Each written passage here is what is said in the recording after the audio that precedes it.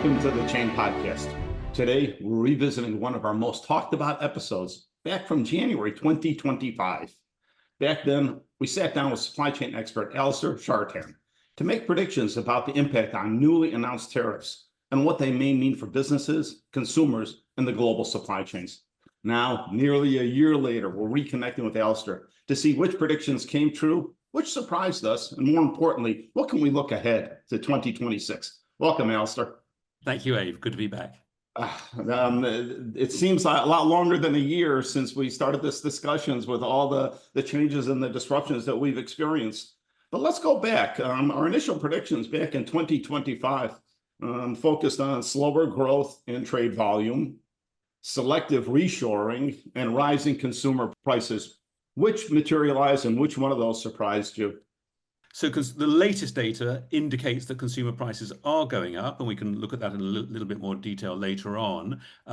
Initially, they didn't, because one of our predictions was there'd be a lot of stockpiling, and that did indeed happen.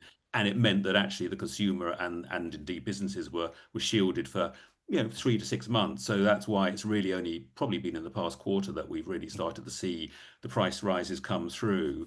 In terms of reshoring, again, kind of as we predicted, I think, we didn't really think there'd be a lot of it because these are huge decisions and they take years. And these tariffs were kind of just meant to come in immediately. Of course, there's a lot of toing and froing, but nonetheless, they did come in some months later. But that's way too quick for a company to suddenly change their whole policy. Yeah. So while there have been a few announcements in one or two sectors in particularly, like steel, even so, anything that's been announced in the past 6 months, frankly, would have been on the cards way before, because you just don't make a snap decision to say, oh, let's build a steel plant because tariffs have come in. So I think broadly speaking, a lot of what we said did happen, and we can look at it in a bit more detail in a moment.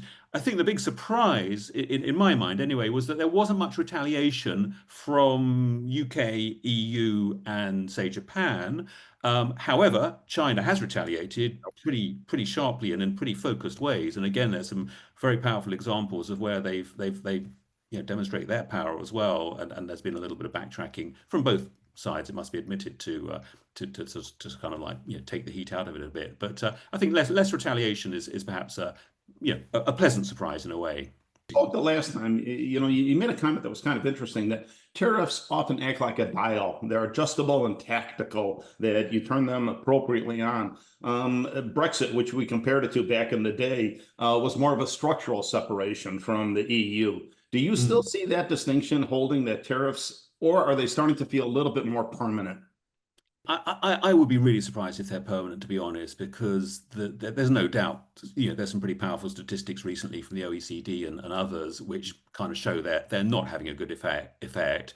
Some particular kind of sectors have been really hit hard. Soybean farmers in the US have been absolutely killed by it, because not by the tariffs, but because China has retaliated in a very focused way, hitting the heartland. So they've really been targeted, and they literally have not purchased any soybeans this year, pretty much, since tariffs were announced. And that's caused huge harm. And it's meant that, for example, I think there's about a $10 billion support package for agriculture being announced to compensate that. So straight away you're seeing very major costs of tariffs, and job numbers are down.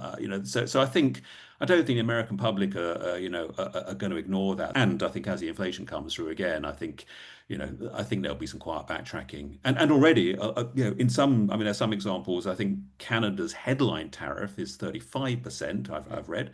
But actually, in practice, it's more like 6% across the board, because everything under the United States, Mexico, Canada agreement are exempt anyway. So kind of like, you can wave the big headlines around and say, yeah, we're really clouting Canada with huge tariffs, but the reality is not much. And where the tariffs are significant, it doesn't have a good effect.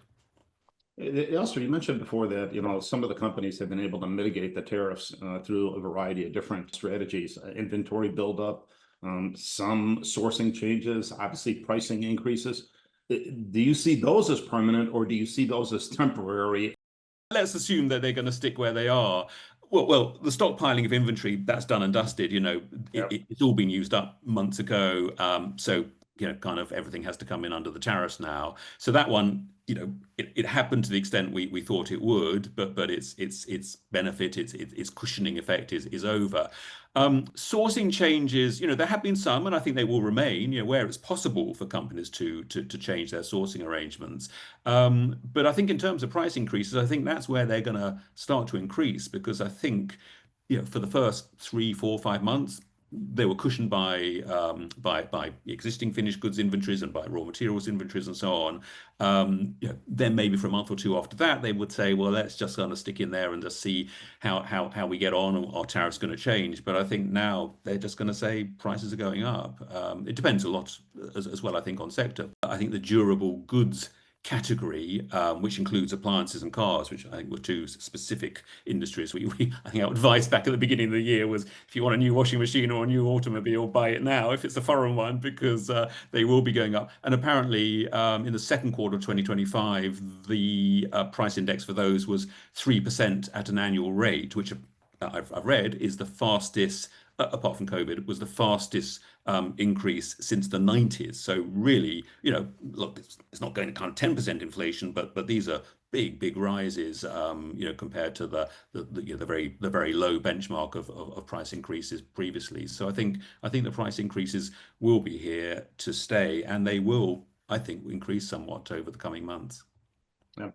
Obviously, everybody is feeling in different categories. Let's dig into the industries a little bit more. You mentioned, the durable goods. In some sectors, inflation has eased, but it remains sticky in traded goods category. How much of that persistence do you attribute to tariffs versus structural factors like energy or labor shortages? So some sectors certainly have been hit more than others, for sure. Frankly, I don't know. I haven't seen the figures for US automotive, but of course, there's and I can't remember if those have been exempted, but there's a huge, trade back and forth. Some things are processed, materials are exported from, US to Canada. Canada processes them into, the next step up in the value chain of components. Those come back in to be manufactured in cars, or maybe get transported down to Mexico to be assembled into cars there. So, it just kind of highlighted what a crazy situation really it was back in April, because this is really complex industrial policy. As you indicated, tariffs haven't really accelerated regionalization or reshoring. Do global supply chains still remain dominant, or are we seeing a different, focus on the global supply chain, much more trying to get it closer to home, friendshoring as a long-term strategy as opposed to a short-term strategy? Yeah. Well, of course, I mean, the whole friendshoring kind of policy, has just been blown up by all this, because absolutely companies were very much, moving to Mexico, moving to Canada, seen as being a very, safe way of doing things, being within what was then NAFTA, and so on. So the very fact that Mexico and Canada seem to be hit sort of almost hardest with tariffs was just a real blow to that sort of policy. I think again, it does vary by industry. Now, I was talking to a company I work with in the sort of high tech industry, and they said, look, we all manufacture in Asia. We're all under the same sort of tariffs, whether it's 19%, 20%, whatever. We're all under the same sort of tariffs. There's no way in a million years we're going to reshore to the US, because the cost of labor and so on is just crazy. It's going to blow out even the 20% tariffs. So we're all sticking with making in Asia, and frankly, we're going to pass the cost on to our customers, and the customers just accept it. So really, in that situation, there are some like that.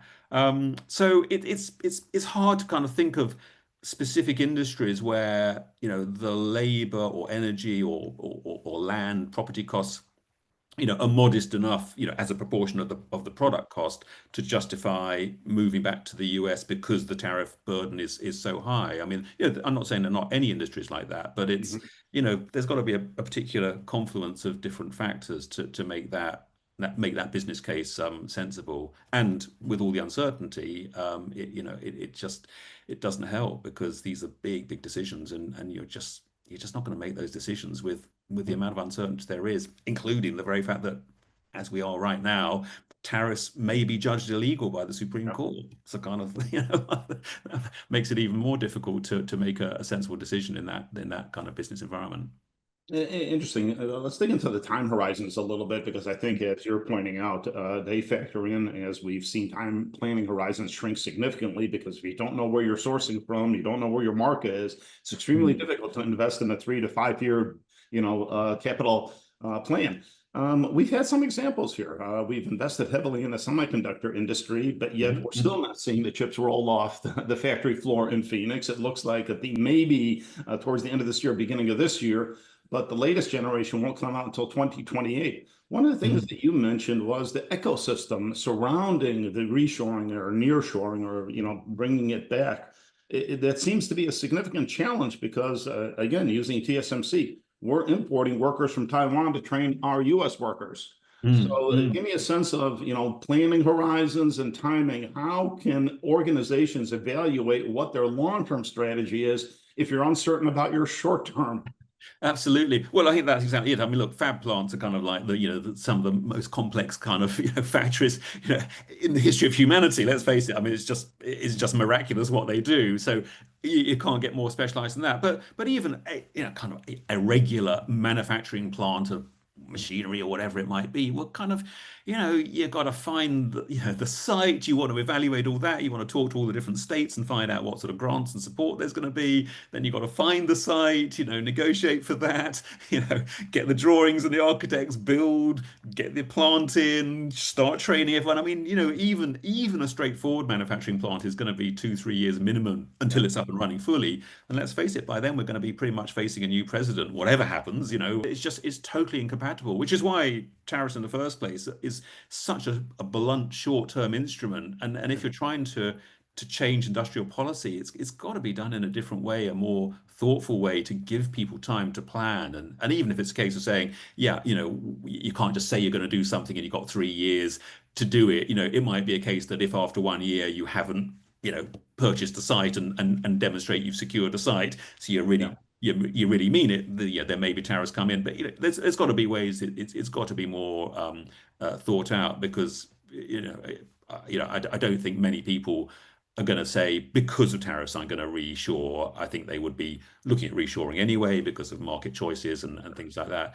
A final thing on all that as well for foreign businesses in particular is that some of the immigration crackdown has not been good. I mean, I think the example of the Hyundai plant in the state of Georgia, where they're building a new automotive plant there, and I think it was the biggest immigration raid in the history of the states or whatever. I think they detained 475 workers. The vast majority of those were Korean contractors with valid visas. But I mean, you can imagine, Hyundai, it's you could say, look, it's a short-term thing, the Yeah. misunderstanding is kind of quickly over, but very, very distressing, I imagine, for that site, having all these people kind of either deported or threatened with deportation, not handled very well and sympathetically, and yet they're all there legally. I mean, that sort of stuff gives a really bad flavor to foreign businesses, I think. I imagine Hyundai would be thinking very carefully about, yeah, if they wanted to do additional plants,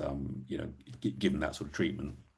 Yep, a dynamic environment for sure. When we start talking about efficiency and resiliency, one of the hallmarks of supply chain is that the continuity enables us to work on efficiencies, to be much better in terms of the process, relationships, long-term, commitments.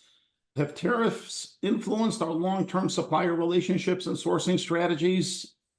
I feel I feel that hasn't changed enormously because there hasn't been major switches in sourcing. I mean, there've been a few sort of well-known, well-announced things like I think iPhone switched some of their manufacturing from China to India, but then smartphones have been exempted anyway. So kind of like that was a so all the disruption and hassle of that was kind of a waste of time for them in a way. So I think because of that, I'm not saying there's none of that, but I just there haven't been major announcements of that, I don't think. So I think, yeah, I mean, China has, without doubt, switched some exporting, to Europe and other countries. I mean, take the soybean example. Brazil have just gone absolutely, gung ho to expand their soybean, agriculture as much as they can, and they've done fantastically out of it. So, in that way, I suppose actually. So from that point of view, in terms of sourcing arrangements, I think what has changed is that actually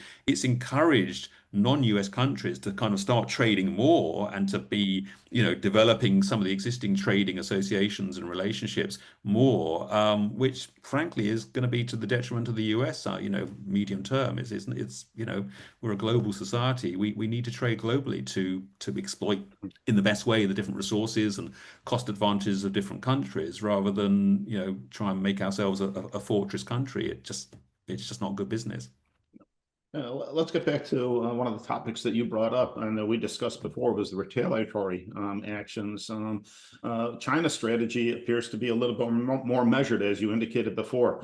They're still focused on inbound investment and currency stabilization. That's a focus for them right now. Were there notable retaliatory actions from other countries, and how did this affect us? To be honest, I don't think there've been many retaliatory actions really. I mean, I think Canada kind of, kind of did a bit of sort of beating their chest and whatever. But of course, the Prime Minister was voted out in the last elections.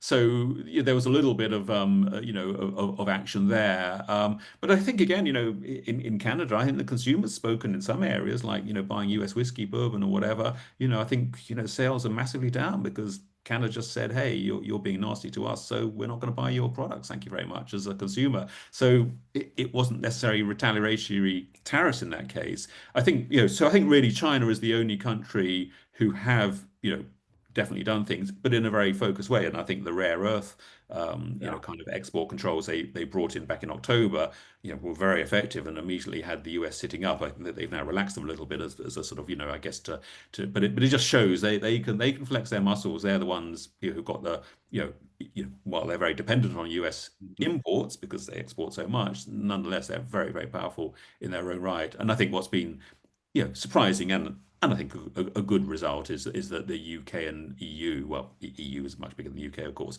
The EU has not reacted with many measures. Right. I think a little bit, but nothing too significant.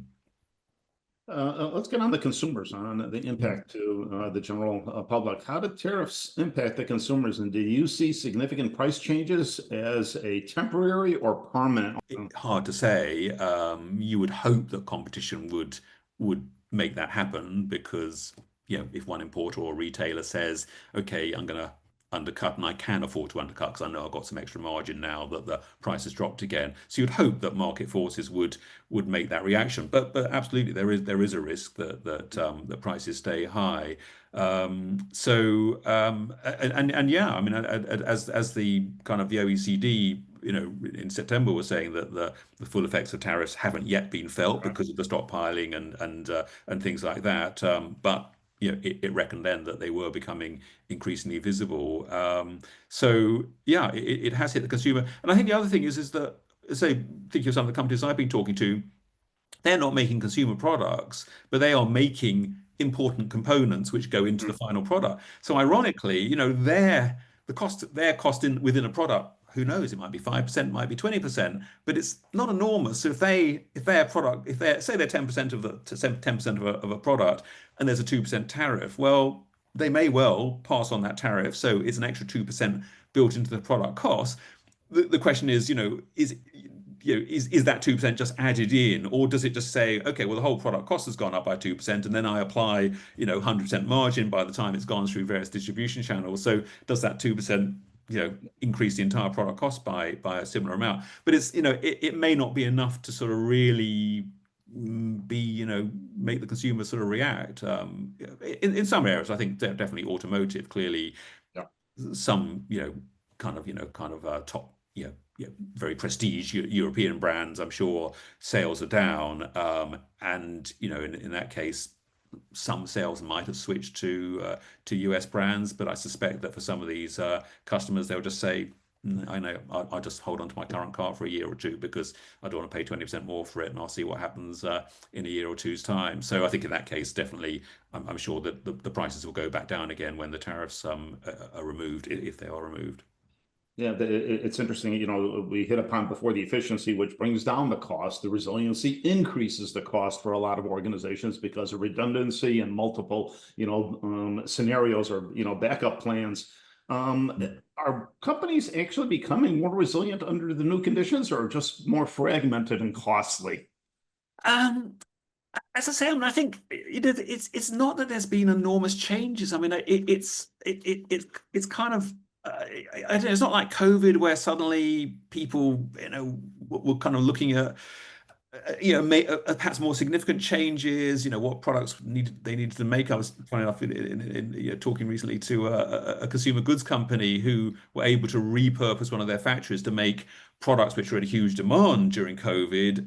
You know, and stop making quite so many of products which were in less demand. So, those were much more sort of major changes, and if supply from a particular country was dried up and so on. But I think, as I say, in a way, I mean, there's been surprisingly perhaps all less change than might have been expected. I mean, I know companies certainly have been, kind of evaluating scenarios like crazy, as soon as the tariffs came in. But I think given the tariffs, there have been so many exemptions in the end. The tariff rates are kind of, you know, 20% is still a big tariff, but actually, if the cost of making in the US is going to be 50% more, it's a Right. no-brainer to say we're going to just there's not much we can do about it. We just stick with the 20%, we carry on as we have before. So yeah, I think perhaps less sourcing changes than might have been expected. Interesting. Also, last time we spoke, you indicated that tariffs are becoming a tool of national policy now. Have you seen that more across the globe, or are you seeing it in specific areas? I mean, it's they've always been sometimes a tool to be used, and to try and protect kind of national interest, national industries. I don't think it's been used so much more because I think also politicians now, the public also realize that you can end up spending an enormous amount of money to save particular jobs in a particular Right. industry, and the cost per job saved is just kind of if those figures are presented to people, they just say, well, it's kind of crazy, this. And I think also we've seen so many different changes in employment and so on. Anyway, I mean, take agriculture. I mean, it used to be an absolutely enormous employer, but now agriculture is hugely automated, so mechanized that farms which would have had 100 workers have maybe got three or four. I mean, quite literally. I mean, they can just incredible productivity now. So I suppose and it's not that those workers are all sitting unemployed. I mean, everyone new industries grow. So I think in a way tariffs can have an impact, but I think there's much wider trends in business like AI, which is absolutely enormous for any sort of white collar employment that's going to have just much more impact than tariffs can possibly have. And I think in physical industries, again, automation and robotics, again, will have a far bigger impact. And while tariffs might help that, I think it's more actually the things that are going to encourage that more are crackdowns on immigration, where some companies and say warehouses and whatever, certainly we see this in the UK and Europe, are relying on sort of low cost labor, still with significant minimum wage restrictions in the UK and Europe. So it's not as if it's really cheap labor, but nonetheless those sort of jobs increasingly hard to fill because of immigration cutbacks, restrictions and so on, and therefore it's a great incentive for automation. So I think Yeah. to be honest, I think other factors have much more impact to sway industrial policy than tariffs. Interesting. When you look back, what key lessons as an industry, supply chain professionals, what do we take away from the last year? I think the big thing is I guess it just reinforces the importance of planning for risks and scenario analysis and having the tools to do that. I was interesting. I was talking to a software company recently who said that they saw a huge spike. I mean, double, triple scenarios being run on their software. They can just see what their Yeah. customers are doing because it's cloud, so they can just see, wow, kind of, everyone's running everything under the sun. So I guess companies like that who have got good tools in place, thinking of the scenarios in advance is so powerful, and of course we saw that in COVID. But I think if you're well prepared, then it means if you see, oh my goodness me, there's big tariffs coming in, let's get shipping space booked pretty fast because that's going to be a bottleneck getting goods into the US ahead of the tariffs. I mean, I'm sure, and I think we saw shipping rates climb, in those months. So, so certainly I think that's one lesson is be prepared. Even if there's a limit to what you can do, at least be able to analyze what makes sense and so on. I think the other lesson, frankly, is, it's very difficult to make decisions when everything keeps changing. If you made decisions on what was held up on that famous board on April the 1st, well, kind of you would have made some very costly decisions. If make decisions now, who knows if when the Yeah. Supreme Court passed their judgment, actually that would be a wrong decision. I think the final lesson learned is tariffs don't work. They really don't. I mean, all the economic evidence is showing that growth is slowing in the US, as well as inflation going up. But they just ultimately the cost of tariffs exceeds any benefits you can claim. So to me, those are some of the key lessons. You teed me up for the next question, and that is, all right, looking ahead now. All right, we did a little bit of a look back. Looking ahead, what indicators are you looking for, to indicate that either the tariffs are achieving their goals or that we need to take a very different strategy? I think to me, the Supreme Court decision is going to be really important Yeah. coming up, and I can't remember the timing of it. Obviously, it's all been presented to the Supreme Court just in the past few weeks, but I'm not sure of the timing for their decision. So if the Supreme Court says, yeah, okay, the tariffs hold, they're legal, I think, yeah, at the very least, it will kind of provide a little bit of stability, though it could embolden President Trump to suddenly say, well, yeah, there you go, I was totally within my rights, I'm going to now lay on even more tariffs. Hard to say. If, on the other hand, the Supreme Court says they're not legal, I don't think that'll be the end of it. I think what will happen then is that, which in my view should have happened in the very first place, is that then I think there'll be much more considered analysis and proposals and bills put to Congress and the Senate to actually pass a more considered sort of industrial Mm. tariff policy to actually have some particular goals in mind. So I think those in a way are the sort of the two big policies.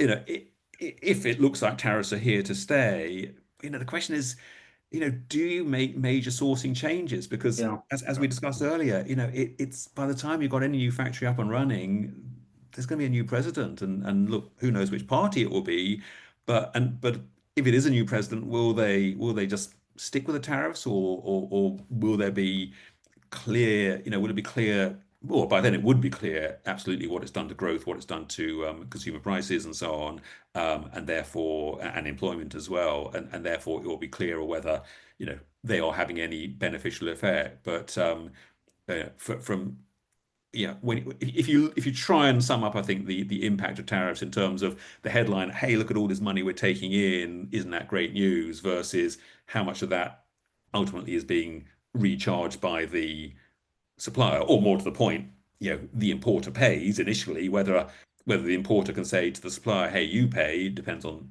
the agreements in place. But I think when you look at how much genuine money has been gathered by those tariffs, which otherwise would not have gone into the US Treasury, and then you look at all the costs, like the 10 billion support of agriculture, just as one example, and potential loss in employment, loss in growth, and so on. I think it will be a clearer picture in the coming years, and therefore, when there is a new president in 4 years' time, you know, I, I, I'd be surprised if they keep the tariffs at the current rates. They're so much higher than they've been historically for decades, and I don't think they're working.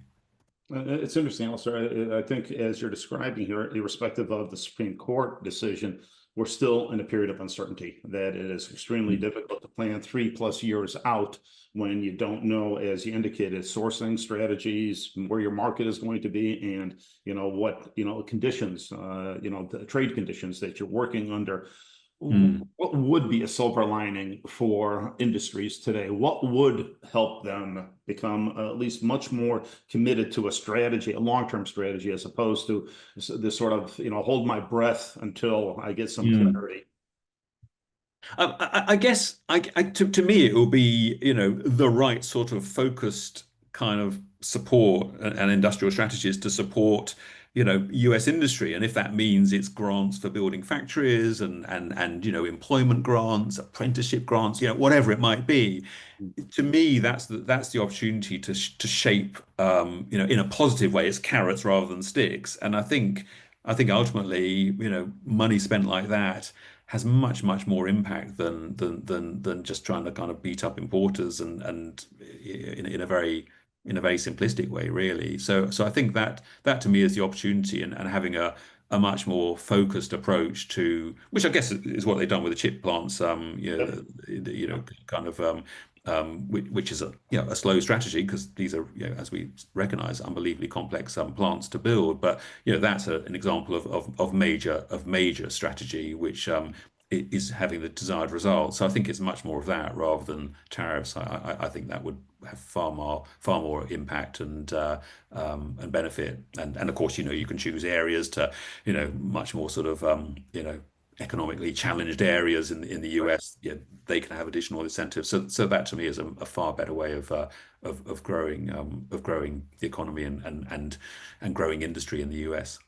It's interesting how you identified the talent side, and oftentimes we forget the workers. You mentioned the immigration issues and the investment that needs to be made in talent for the ecosystems, for the support structures that are necessary to enable or manufacturing moving, reshoring them here. The investment, as you indicated, in capital versus talent. That's a huge tug for a lot of organizations right now. We see a huge investment in technology to sort of get that visibility and the transparency, but yet we seem to be lagging a little bit on the talent side.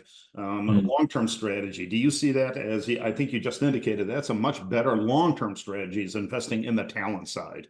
Yeah, no, absolutely. I mean, and it's the same, in the UK and Europe and so on, definitely, supply chain, needs investment in the talent in developing the skills. We were just talking at a conference recently, in terms of kind of planning, where AI can be, and super intelligent decision-making tools can be taking away so much of the standard kind of like, oh, do I need to replenish this stock, and how much do I need to order and send a purchase order to the supplier? Well, a lot of this much more mundane stuff can be automated, and then you need obviously different skills for the planning leaders and the planning managers to really focus on the kind of the more interesting stuff. So I think there's huge opportunities, but it similarly in warehouse environments, kind of we're probably going to need fewer operatives just doing manual stuff, but we're going to need people who understand how to work alongside automation and cobots and so on, and how to kind of like handle the peaks and troughs of demand and to really get the best out of it. So I think it's a great opportunity for for the workforce to develop and have more fulfilling jobs, but clearly an area where there's big transformation needed and big changes underway. Alastair, I can't thank you enough. Your perspective, as always, help us connect the dots between policy performance and making sense out of a very jumbled world. I can't thank you enough of providing some clarity and hopefully some insight for individuals to, assess what, our current situation is and what do we need to do about it. Oh, it's my pleasure to share my opinions, humble though they are, and let's see how it evolves in the coming months. Yeah, this may be another 6 to 9 months when they're going to call you back and say, all right, let's take a look at our latest predictions and see where we are today. It will Alastair, be thank good to you see so that. much. My pleasure. All the best. Goodbye.